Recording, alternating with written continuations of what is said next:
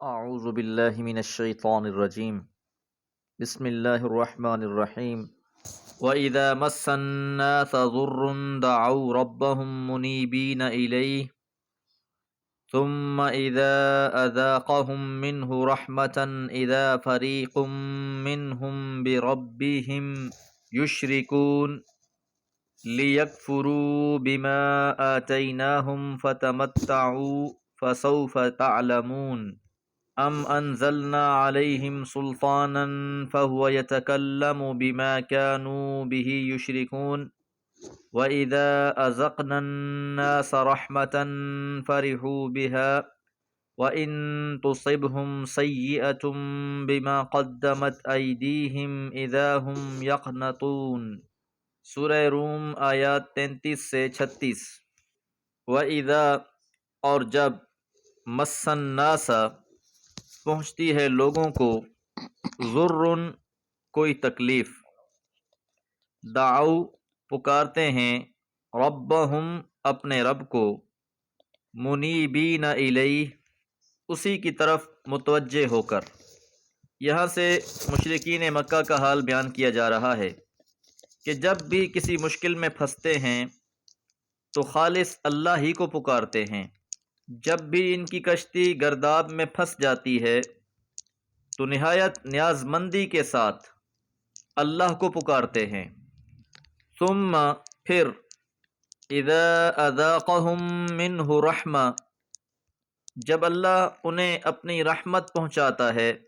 اس تکلیف کے بعد اللہ تعالیٰ اپنی نعمت چکھاتا ہے، اس مشکل کو دور کر دیتا ہے، کشتی کو پار لگا دیتا ہے۔ اذا فریق منہم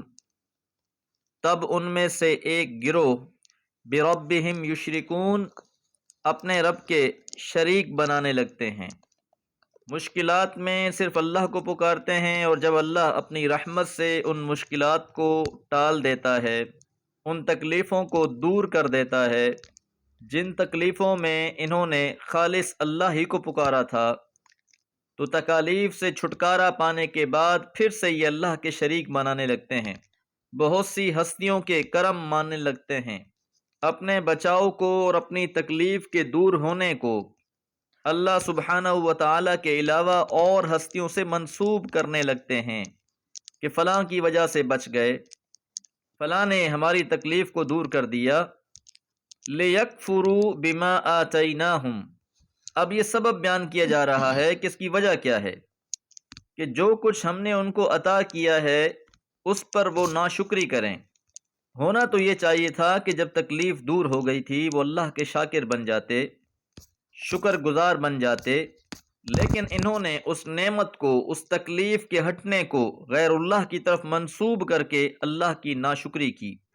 فَتَمَتَّعُوا تو فائدہ لے لو، کچھ دن کی زندگی ہے، مزے کر لو۔ فَسَوْفَ تَعْلَمُونَ پھر تم جان جاؤ گے کہ اللہ کی یہ نعمتیں کچھ دن تو تم پر جاری رہیں گی، تمہاری ناشکریوں کے باوجود، تمہارے شرک کے باوجود اللہ تمہیں نوازتا رہے گا، لیکن پھر بالآخر تمہیں اپنے ان اعمال کا خمیازہ بھگتنا پڑے گا، پھر تمہیں سمجھ میں آئے گی کہ ہم کیا کچھ کر آئے ہیں۔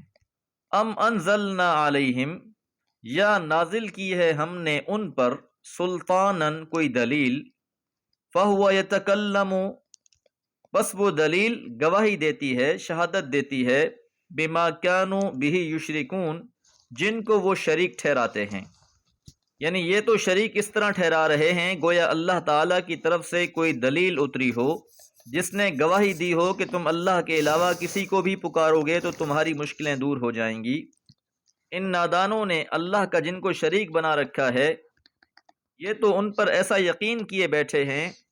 گویا اللہ تعالیٰ کی طرف سے ان پر کوئی دلیل نازل ہوئی ہو۔ تو اس اسلوب میں طنز اور تحقیر بھی ہے اور غیظ و غضب بھی ہے۔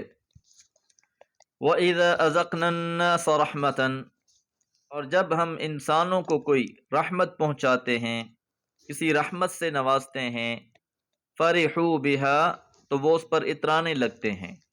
بہت خوش ہو جاتے ہیں، فخر کرنے لگتے ہیں۔ وَإِن تُصِبْهُمْ سَيِّئَةٌ اور اگر انہیں کوئی تکلیف پہنچتی ہے بما قدمت ایدیہم، بسبب جو انہوں نے اعمال کیے ہیں، یعنی جو بھی تکلیف آتی ہے وہ ان کے اعمال کے سبب سے ہی آتی ہے،